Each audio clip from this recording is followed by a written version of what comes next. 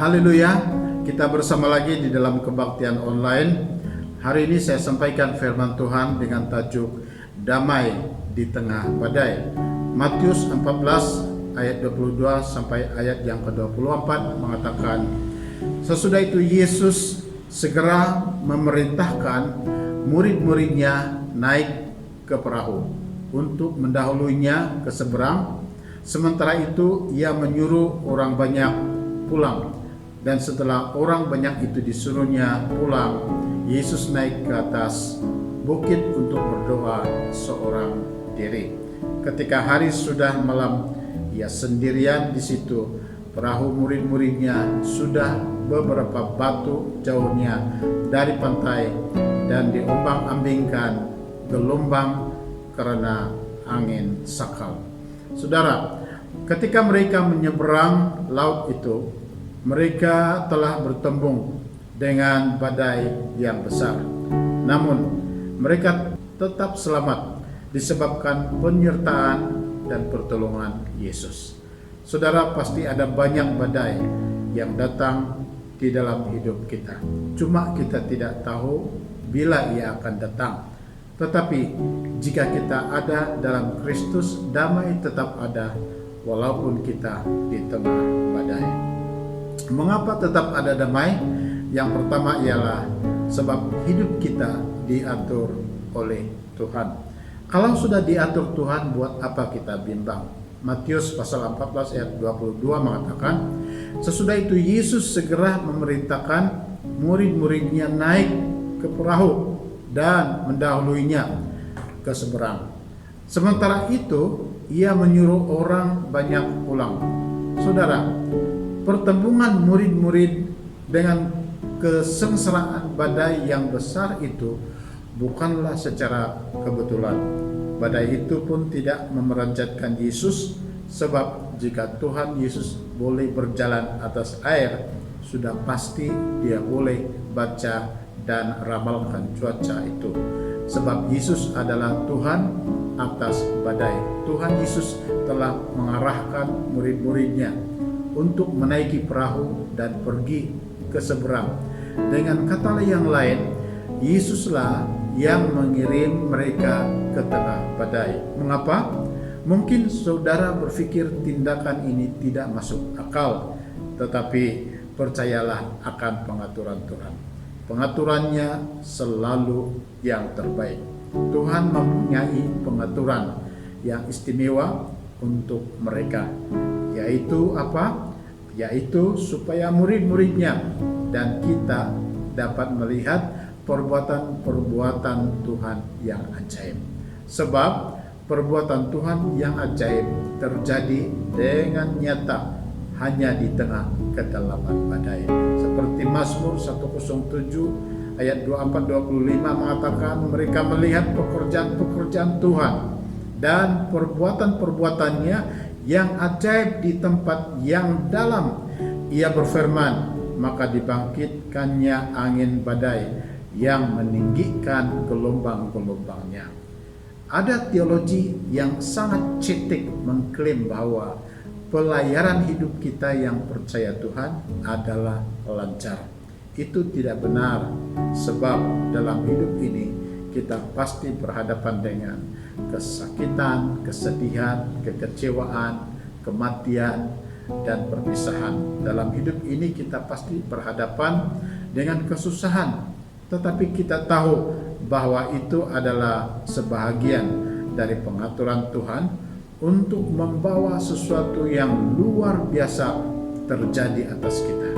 Sebab tiada kesembuhan kalau tiada kesakitan, tiada penghiburan jika tiada kekecewaan, tiada ketenangan jika tiada kesedihan, tiada kebangkitan jika tiada kematian. Namun begitu, Tuhan tetap bersama kita dalam setiap keadaan. Yesus sentiasa memagari kita supaya kita selamat. Yesus suruh murid menaiki perahu. Bayangkan jika mereka berenang, pasti sudah mati lemas.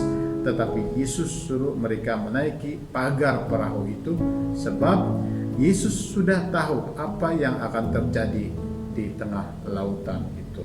Pengaturan Tuhan atas hidup kita hebat dan terbaik.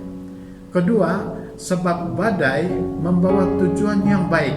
Kita ini mempunyai kecenderungan untuk dapat bertumbuh dalam kehidupan pelayaran yang ada badai daripada kehidupan pelayaran yang tanpa badai.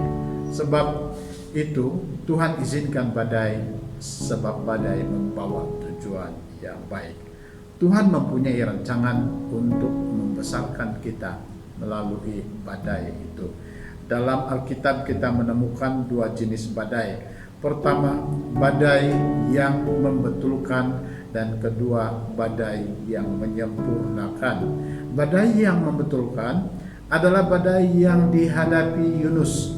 Tuhan kirim badai itu untuk membetulkan Yunus yang telah melarikan diri dari panggilan Tuhan. Badai yang menyempurnakan pula adalah badai yang dihadapi murid-murid ini. Jadi, tujuan badai yang kita hadapi ialah untuk menyempurnakan kita. Dalam badai, inilah yang membuatkan kita bertumbuh dan menjadi semakin serupa dengan Tuhan Yesus. Semakin serupa sehingga kita bukan lagi akan menjadi mangsa badai itu. Sebaliknya, kita berjalan atas badai seperti Yesus. Saudara, yang ketiga, kita dianugerahi oleh doa Yesus. Matius 14 ayat 23 mengatakan, dan setelah orang banyak itu disuruhnya pulang, Yesus naik ke atas bukit untuk berdoa seorang diri. Ketika murid-murid itu menaiki perahu, Yesus tidak ada bersama mereka, sebab Yesus berada di atas bukit untuk berdoa. Kita seharusnya tidak berpikir bahwa Yesus sudah meninggalkan kita hanya karena kita tidak melihat Dia. Tuhan mungkin tidak bersama kita secara badania, tetapi dalam roh Dia beserta kita, malah sangat memperhatikan kita. Markus 6 ayat 47-48 mengatakan, ketika hari sudah malam, perahu itu sudah di tengah danau, sedang Yesus tinggal sendirian di darat. Ketika ia melihat betapa payahnya mereka mendayung karena angin sakal, maka kira-kira jam 3 malam ia datang kepada mereka berjalan di atas air, dan ia hendak melewati mereka. Saudara, Yesus dapat melihat kesengsaraan dan bahaya yang sedang dihadapi murid-muridnya. Yesus dapat melihat kesengsaraan kita juga. Dia boleh nampak murid-muridnya melalui kegelapan malam itu. Murid-murid tidak nampak dia, tetapi dia boleh nampak dan melihat mereka semua. Tetapi Yesus bukan memperhatikan saja, malah Yesus berdoa untuk mereka. Saudara, kita ada dalam master list doa Yesus. Ibrani 1:7 ayat 25 mengatakan, sebab ia hidup sentiasa untuk menjadi pengantara mereka. Pengantara apa? Pengantara dalam doa antara manusia dan Allah Bapa. Saudara, pekerjaan Yesus yang sudah selesai adalah pekerjaan atas salib. Tetapi pekerjaannya yang belum selesai ialah pelayanan doa sebabnya atas kita. Ketika murid-murid sedang bergumul dengan badai besar, Yesus berada di bukit untuk berdoa bagi mereka. Kita tetap aman di tengah badai, sebab Yesus berdoa untuk kita supaya terlepas dari tengah badai kehidupan. Yang keempat, sebab Yesus sentiasa memberi ketenangan. Matius pasal 14 ayat 27 mengatakan, tetapi segera Yesus berkata kepada mereka, tenanglah, aku ini, jangan takut. Yesus mendatangi mereka kira-kira jam 3 pagi. Itulah masa yang paling gelap dalam setiap malam, paling gelap hingga mereka hampir ditenggelamkan badai yang besar. Tetapi Yesus datang kepada mereka di tengah malam yang paling gelap itu dan menenangkan mereka. Yesus berkata, tenanglah. Saudara, mungkin hidupmu sedang berada di tengah kegelapan dan kesengsaraan badai yang besar. Sangat gelap, seolah-olah cahaya sudah tidak ramah lagi kepada saudara. Namun percayalah, Yesus sentiasa ada bersama saudara, memberi ketenangan. Yesus tidak pernah jauh darimu. Murid-murid itu terpaksa menderita menghadapi badai itu, bukan karena Yesus sudah lupa mereka. Malah murid-murid itulah yang sudah lupa akan Yesus. Baru 6 jam terpisah, mereka sudah lupa Yesus. Mereka lupa Yesus sehingga ketika Yesus mendatangi mereka, mereka jadi takut sebab mereka pikir Yesus itu adalah hantu. Berapa banyak kali Yesus sudah memberi pertolongan, kelepasan, dan mukjizat kepada kita. Tetapi kita banyak kali juga lupa akan Yesus. Yesus boleh saja mendatangi mereka lebih awal, sebelum badai datang. Tetapi Yesus pilih untuk mendatangi mereka di masa yang tepat, yaitu pada masa kegelapan yang pekat. Maksudnya Yesus tidak pernah datang lewat. Yesus tidak mendatangi setelah mereka mati lemas oleh badai. Saudara, demikian juga Yesus datang di masa yang tepat di hidup kita. Pertolongannya memberi ketenangan, tidak pernah terlambat.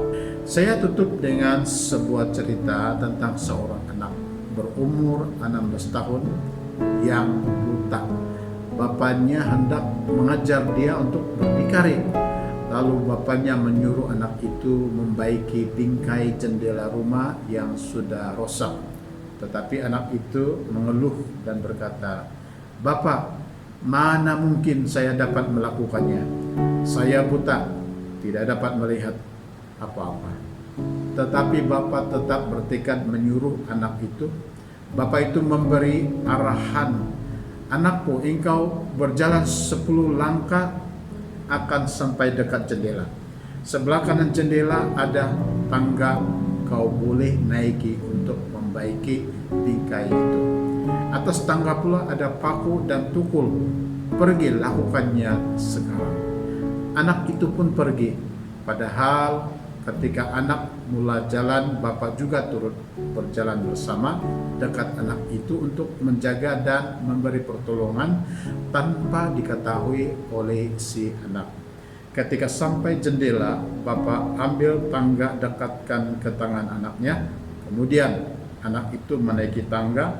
Bapak kemudian letak paku dan tukul atas tangga. Anak kemudian membaiki bingkai jendela itu. Anak itu dengan gembira berkata, "Saya sudah selesai membaikinya, Bapak." Bapak pun berkata, "Bagus anakku, bukankah Bapak sudah berkata bahwa kau pasti boleh melakukannya?" Saudara, demikian juga tanpa kita sadari Allah Bapa di surga sentiasa bersama kita untuk menjaga dan menolong kita semasa kita didatangi badai kesengsaraan yang besar. Tuhan memberkati